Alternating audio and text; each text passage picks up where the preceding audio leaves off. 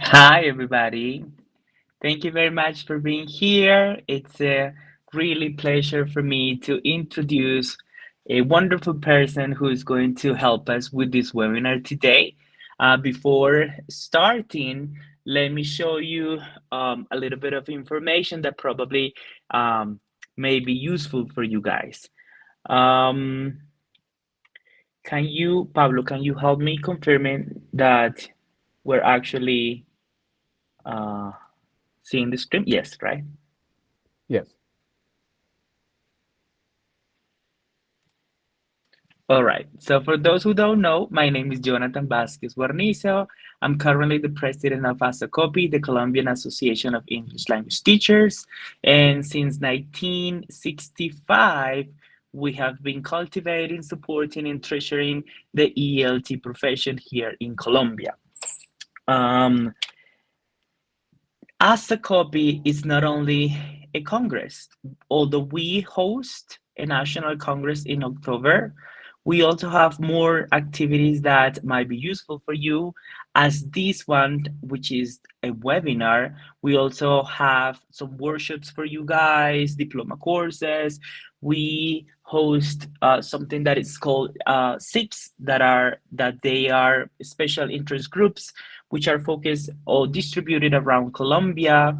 And apart from that, we have our How Journal, which is an academic publication that um, basically fosters academic writings.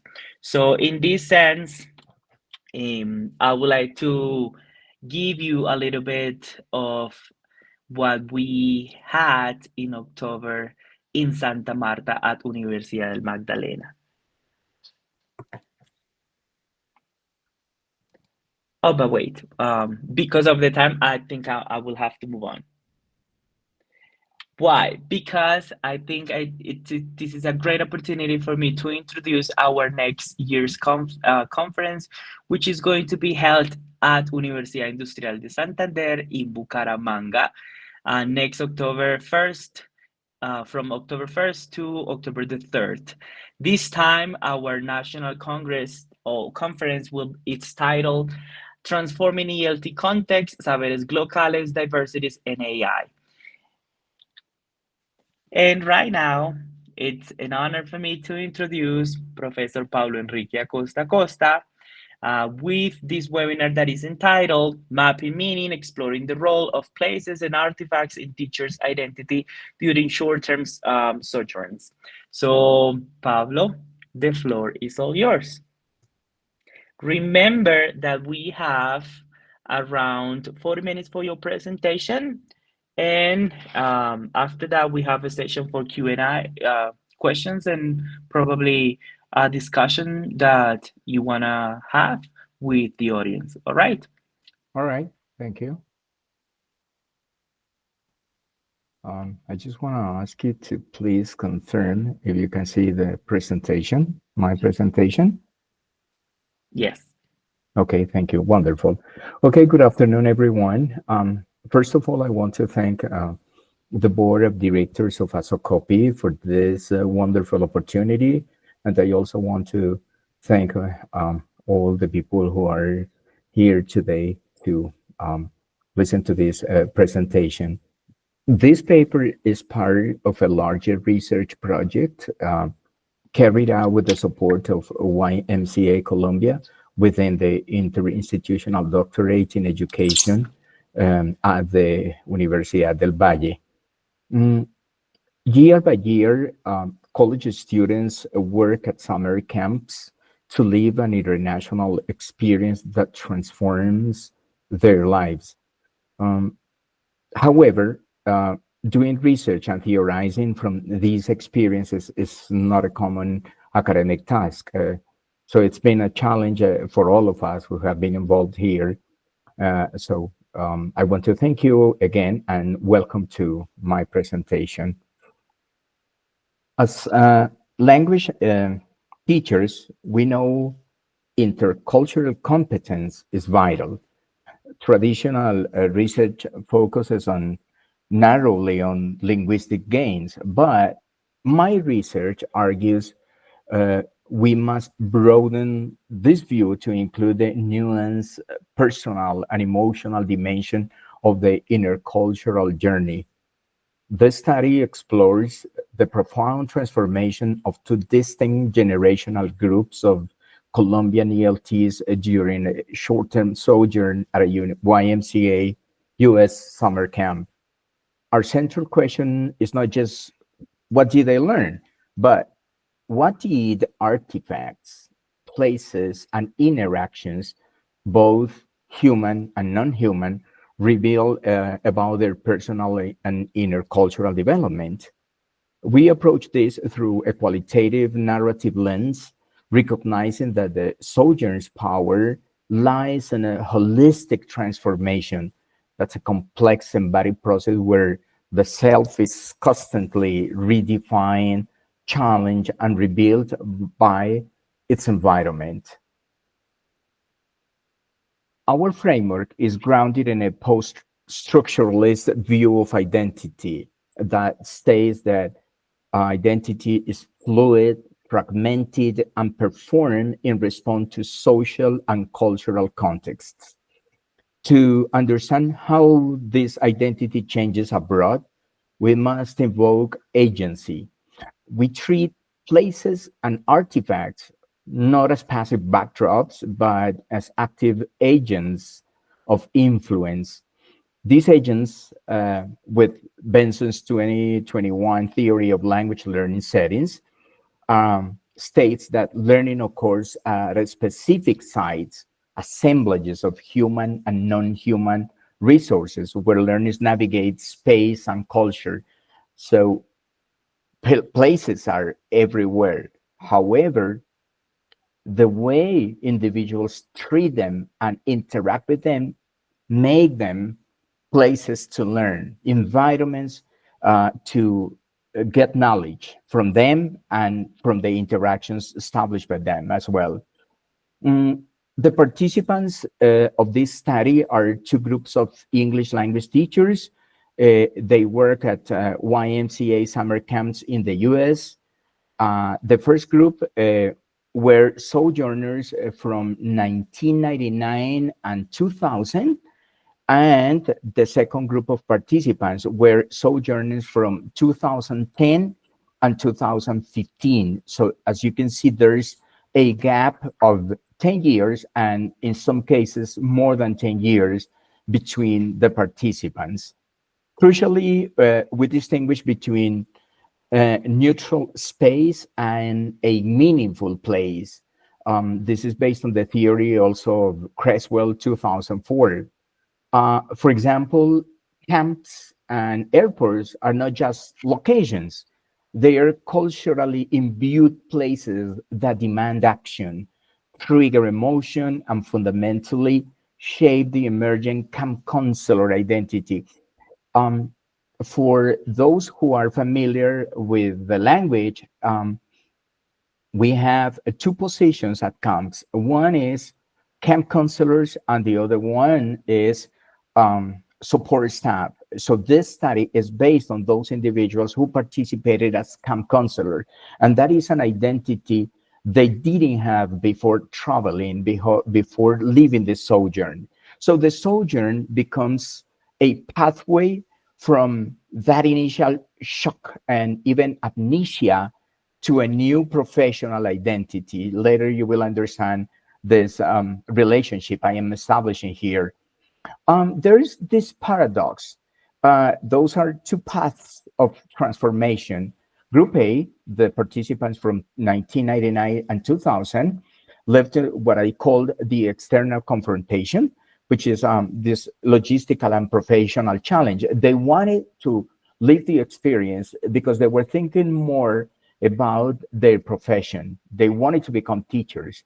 I'm not saying that the group B, the ones from 2010 and 15 didn't do that, but they have other internal awakening factors influencing them. In that case, there were more psychological barriers and personal fear that, excuse me, came together to generate different kinds of expectations and approaches to the US, the locations such as the airports, the camps, and the interactions with people at camp. So the process was different, but the outcome was universally transformative. It means that in a way, the process and the experience looks like similar in nature, but when you get deeper into the characteristics of the participation and the narratives of the participants, you discover that there were in meaningfully insightful and meaningful ideas lived at camp. Um, so let's talk about the first agent, which is the place as a hostile gatekeeper. The journey begins with agency of place. In this case, the international airport. This is one of the one that I want to mention here. This physical space immediately acted as a non-human agent of shock. So for those of you who have traveled abroad and have landed at international airports, big, huge international airports, you may see what I'm talking about. So in the narratives, the airport was described as a intimidating place, a maze of uncertainties that actively stripped the participants of their academic competence. So they were like, I do not know anything. I don't know English. I cannot communicate in English. That was a very recurrent feeling and idea that came to their minds. Luciana, which is a pseudonym of one of the participants, described going into shock, forgot everything, and panicked. And Antonella, another participant, said that was a gigantic, crazy, crazy thing. So the sheer scale and architecture of the foreign place became a hostile, non-human gatekeeper. This geographical shock was compounded by the linguistic show. They were walking side by side, hand in hand, because as they were navigating the airports and later the camps, they were feeling and experiences an idea of non-understanding anything, any English, not have learned anything in particular.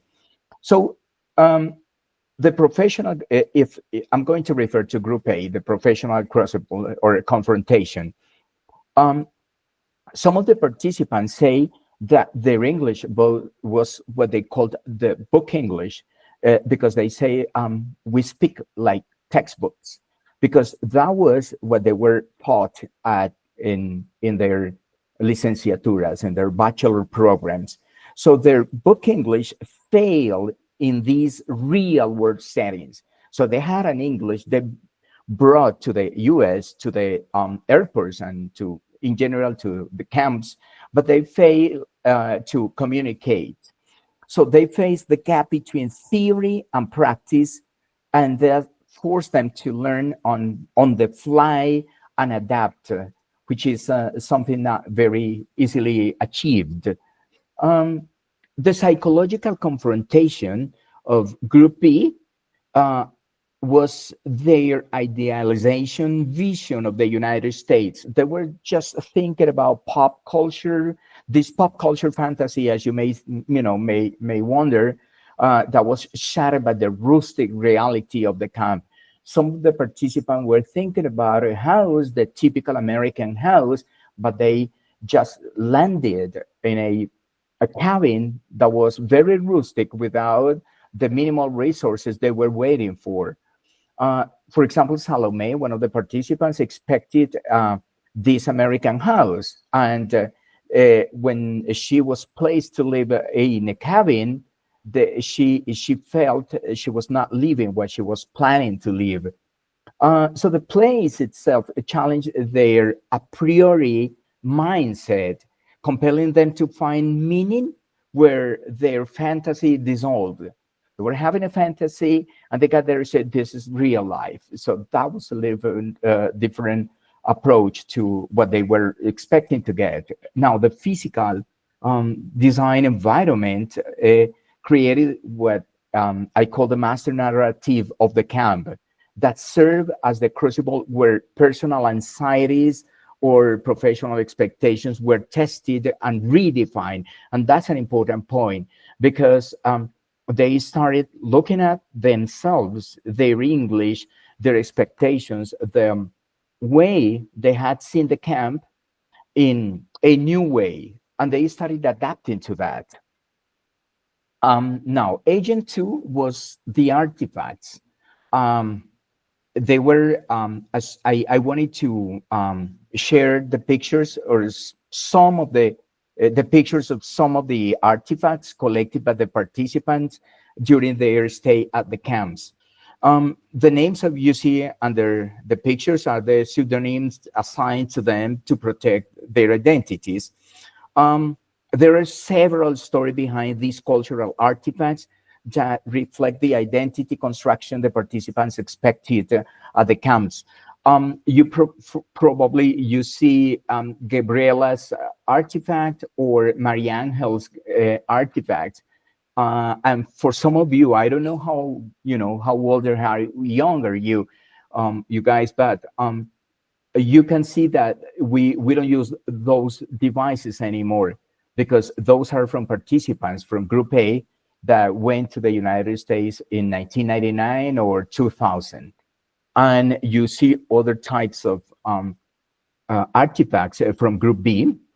Um, um, in some cases, for example, for Isabella, um, I used the same keychain, but I changed the name because I didn't want to uh, um, uncover the identity of the participants.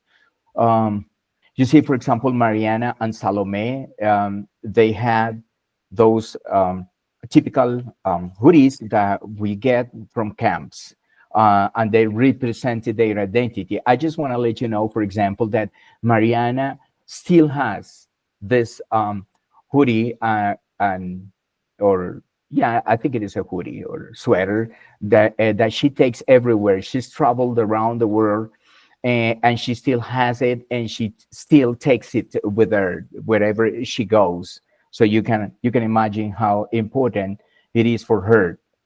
Now, um, the artifacts are not simple souvenirs. They are the tangible remnants that anchor their new identities long after the sojourn. The objects they kept are a powerful metaphor for the distinct nature of their sojourns.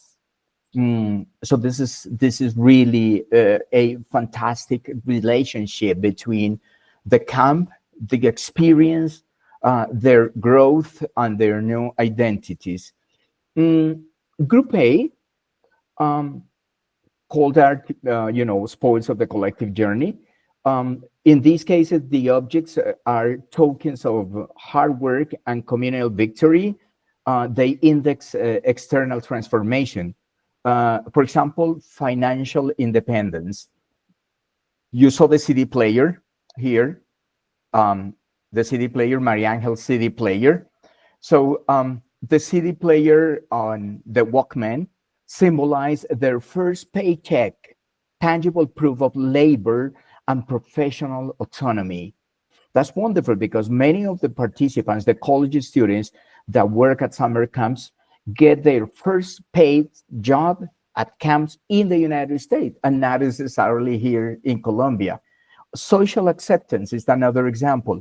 The handmade photo album and keychain were gifts marking the shift from outsider to inclusion and belonging. So participants, for example, in this case, Isabella felt really happy when she got the keychain because it was show, a demonstration of the appreciation and inclusion of other people in their group. Now, for Group B, we're going to see the maps of the inner world. These objects are psychological and symbolic markers of internal change, as I mentioned before. They index internal victories. Um, for example, the frog mask, this one, the frog mask, Emmanuel's frog mask, was seen as a trophy for shyness, and the dream catcher, the proof of task completion. Let me tell you a little bit about this um, Santiago's dream catcher. He was huge guy, very tall, and in his word, he said that he was not able and skilled to build things with his hands. And in one of the stations at camp, he was invited to build a dream catcher. And for him was a trophy because he didn't know he was going to be able to get it, to finish and to do it with his own hands. So it became a symbolized personal mastery of over pre-existing anxieties. Now, new identity. Mm, the camp sweater fulfilled the psychological desire for a new international identity. That's very interesting because um, the participant said, when I bought it and I wore it, I felt I was part of this international community. And she started using it, wearing it as, very often at camp. And that represented something she had achieved. For her, it was the inclusion, it was just like being part of them. But through that process, she was building her identity, her camp counselor identity, and getting characteristics of what a work as a camp counselor is. The group portrait given to Antonella here on Group B became um, a daily narrative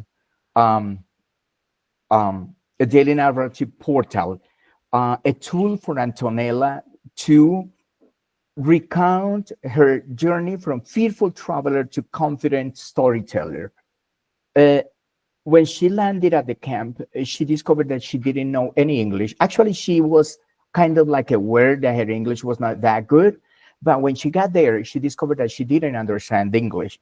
And she started working with other people, foreign people or internationals, trying to get a better English.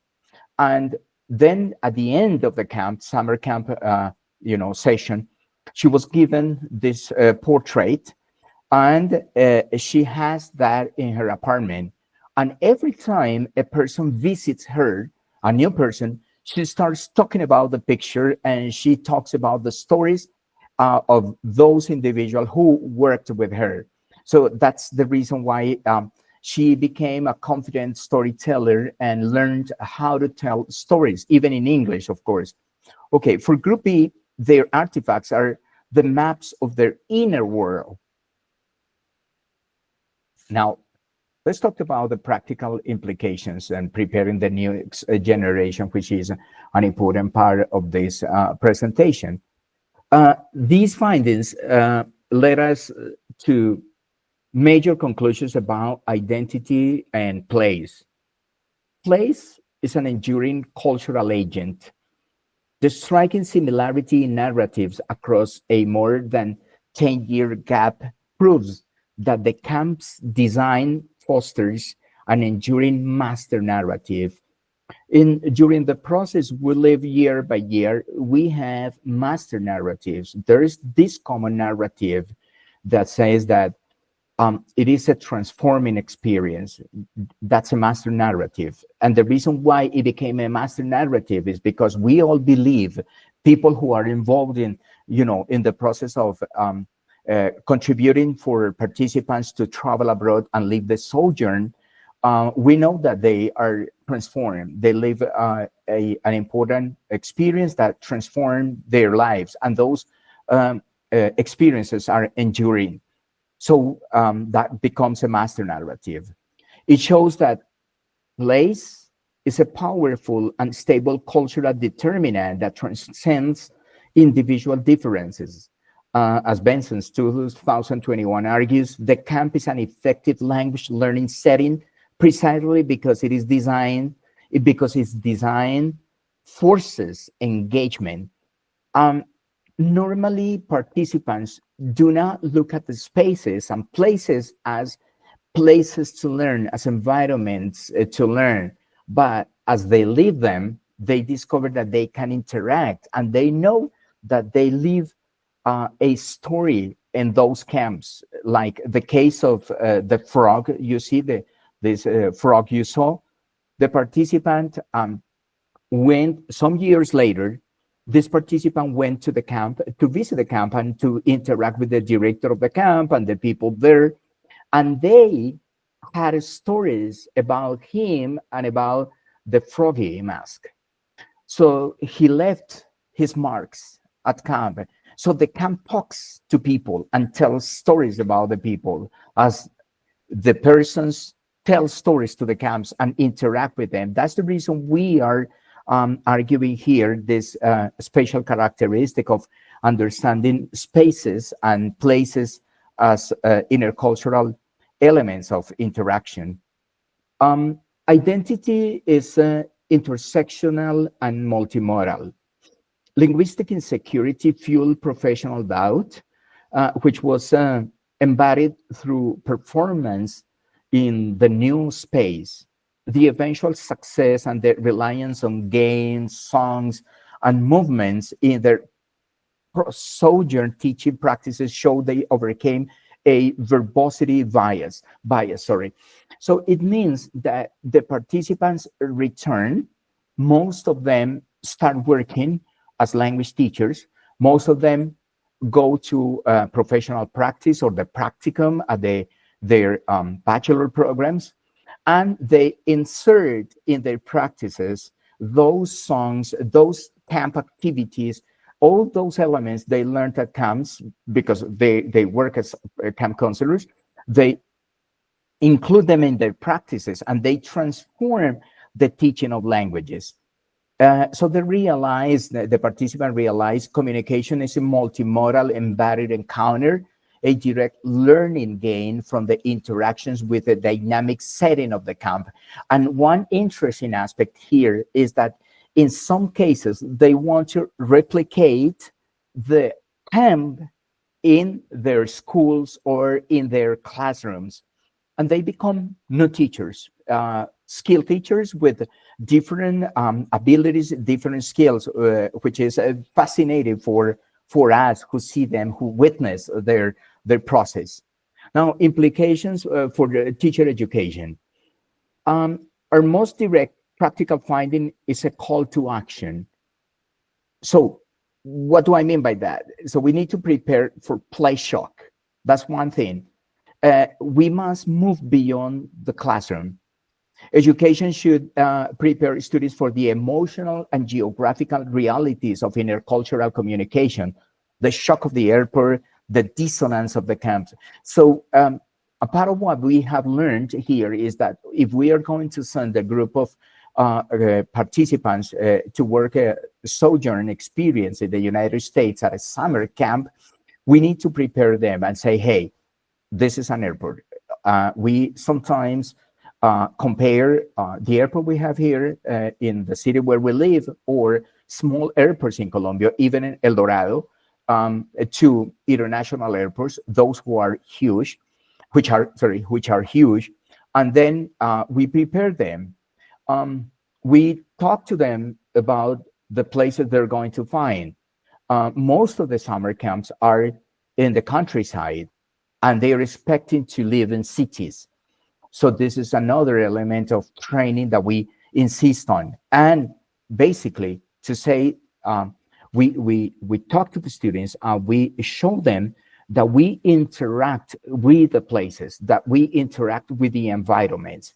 They are not just like, ended institutions there. They are alive, and they tell us a lot of things. And what they tell us is what we have to be prepared for.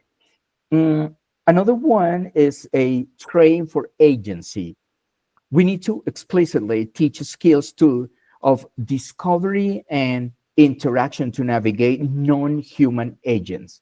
And when we think about that, we think about the objects they collect, and we ask them to reflect on the reasons why individuals collect artifacts and the meanings they assign to them, and the reasons why we want to take them back to our countries or to our hometowns, and and keep for, in some cases forever. Sometimes, times, it's difficult for some individuals to keep them forever, but in general they try to do that. Now, leverage artifacts encourages students as teachers to use their personal artifacts for deep reflection, recognizing that the objects they keep are the tangible proof of their hardest won professional and personal victories. And we start with the objects they have here in Colombia, linked tight to their own cultures. We ask them to reflect on them and the reasons why they have them and the connections they have with places, people, events, and so on. And then we guide them for them to reflect on what they're going to see, what they're going to get, and the reasons and the stories behind those uh, cultural artifacts they're going to collect. Mm, so,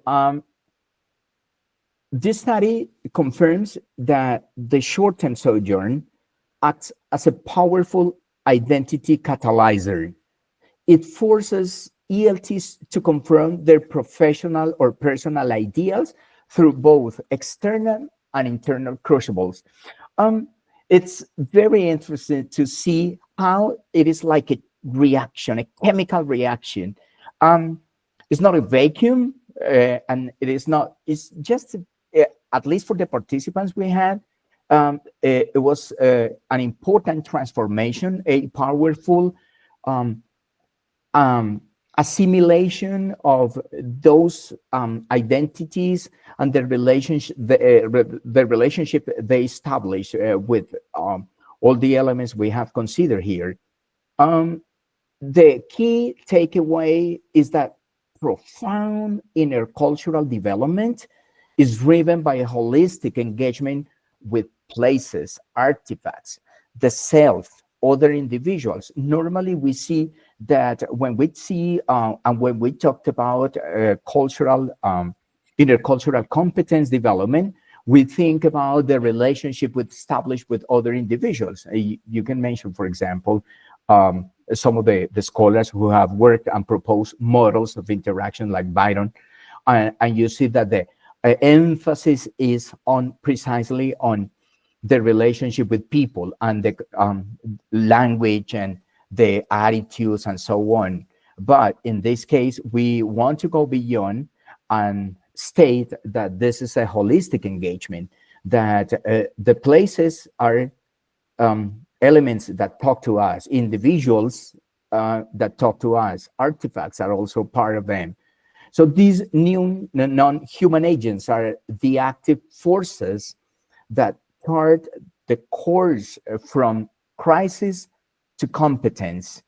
Crisis because the participants always face those difficult moments. It's not only the known or well-known culture shock we live when we travel abroad and when we start living a different place, but also the shock that is caused by all the elements that make part of the environment, the resources, um, the showers in the cabins, the fact that in some cases the participants don't have a private shower and they have to share showers with other people, or they have to sleep in cabins with other kids, and the cabins are rustic and so on, make them move to a crisis that becomes a competence as they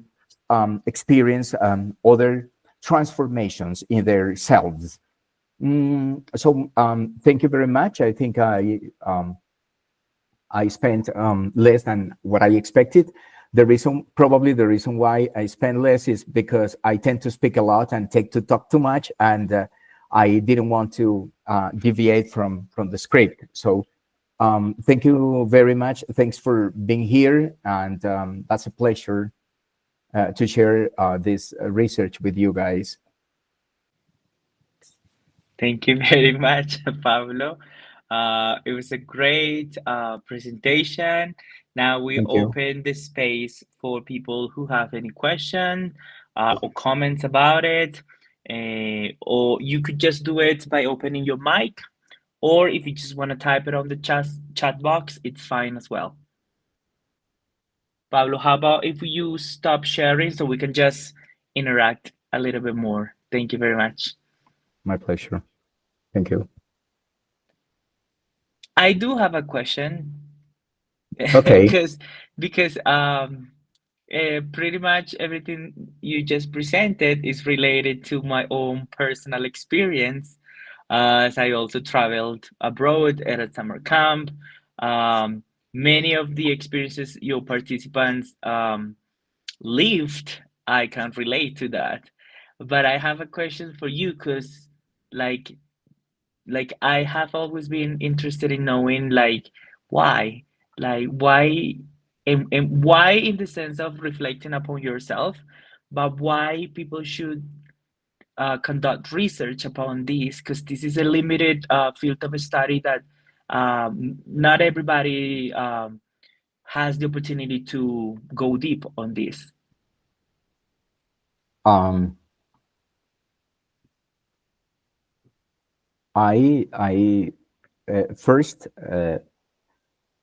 I discovered that, I think the story begins with me becoming part of the YMCA. It was in 1999 precisely, when I got to Popayán to start working at Universidad del Cauca.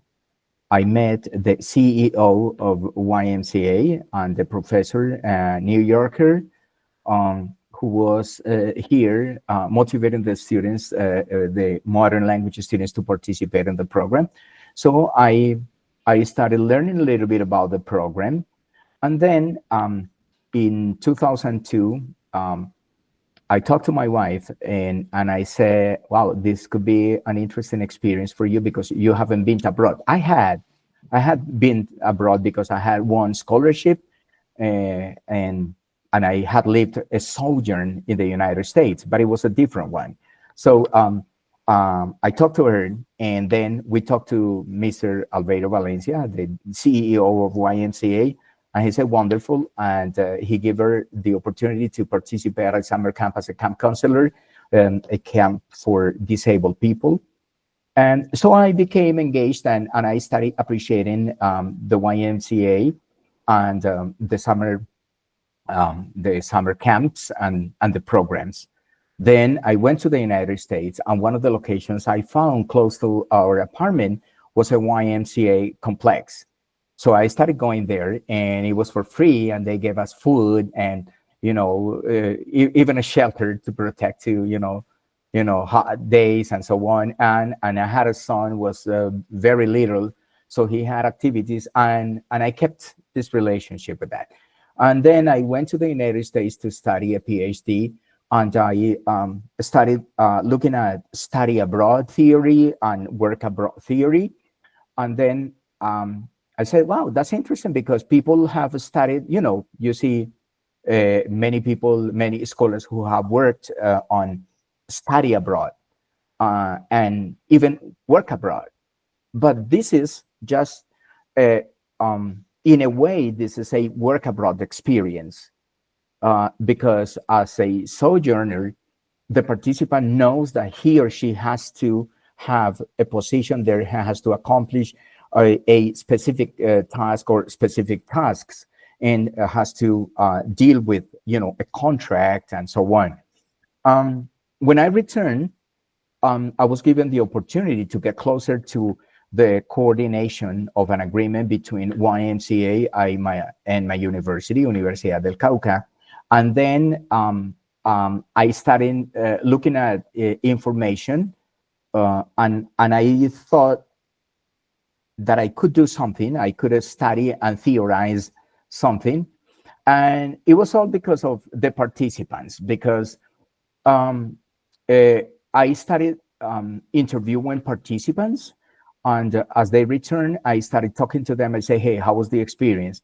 And interviewing them and learning a little bit about them. I never participated. I've been to different camps, but I was never a camp counselor, and I didn't work at camps. I had the chance to visit, or I have had the chance to visit different camps, but that's it.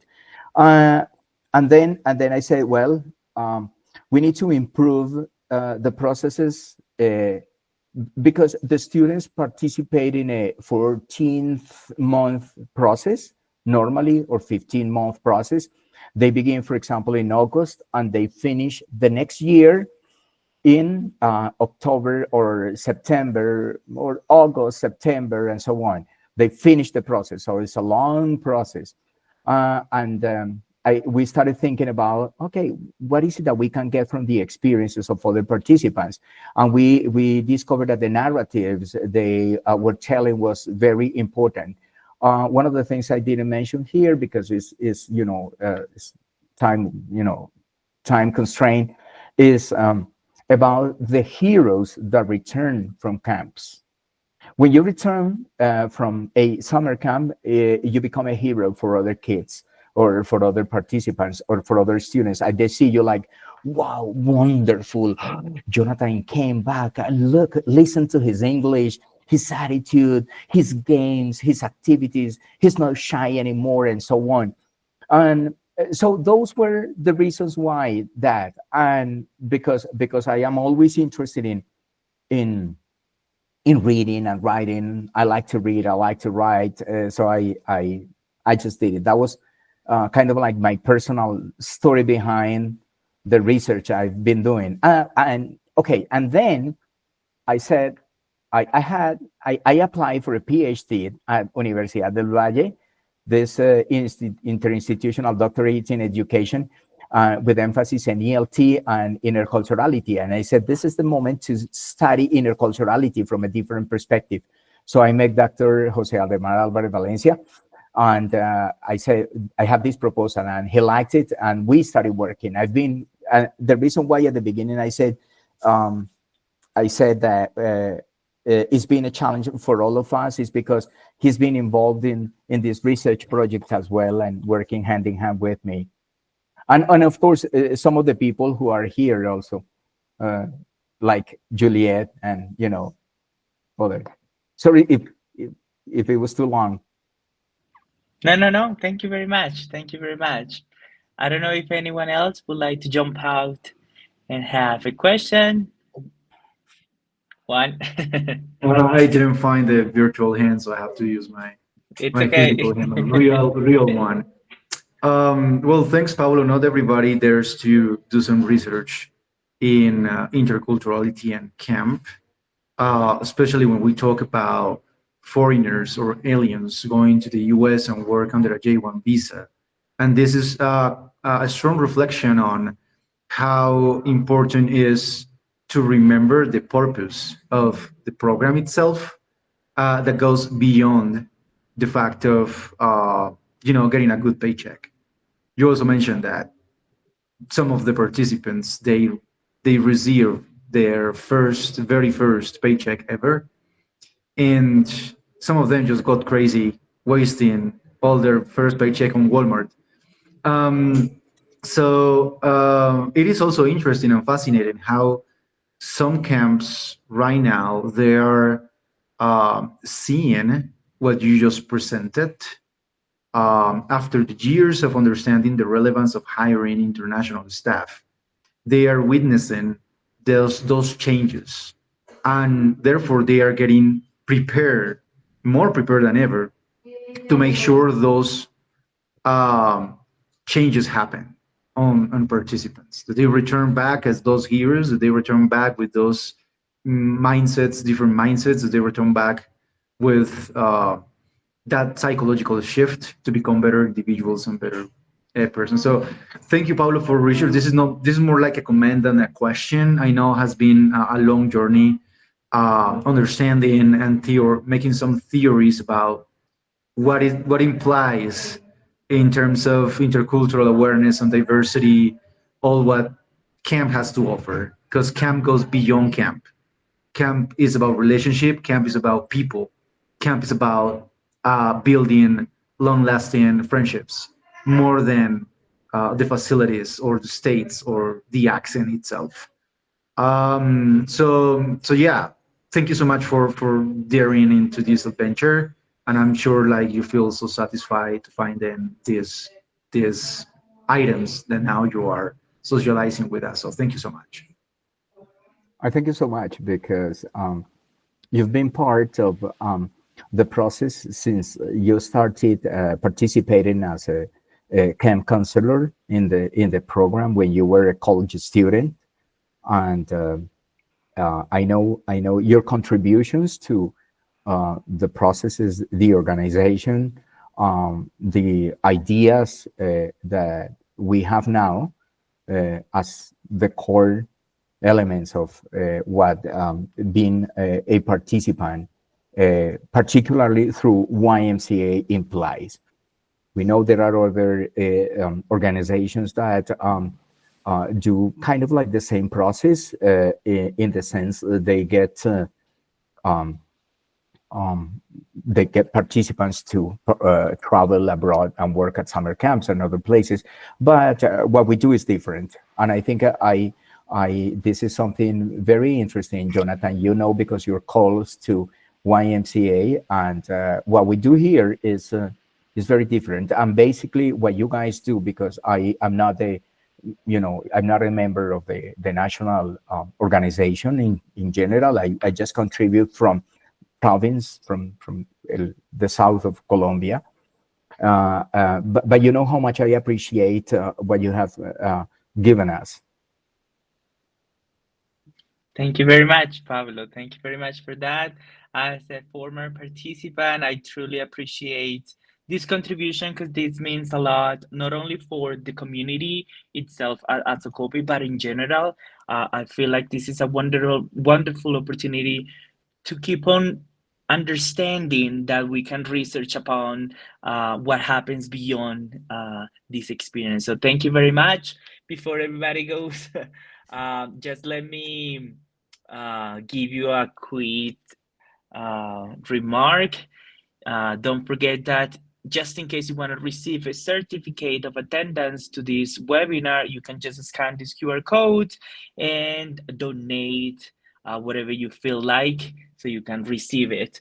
Also, this is an opportunity for us to help you with a more interactive way to keep on communicating between each other. This is also a WhatsApp group that we have constructed throughout this year. You can scan the QR code and join us over there as well. Don't forget to follow us on our different social media. We're on Facebook, X, Instagram, YouTube, and of course, you can write on our email. Thank you very much for being here. On behalf of the National Board of Directors, we really want to give you a warm uh, farewell and thank you very much. We will see you in another opportunity. Bye bye. Thank you. Bye bye. Thank you so much. Bye. Thank you. Thank you, Pablo. Thank you. Bye bye. Bye.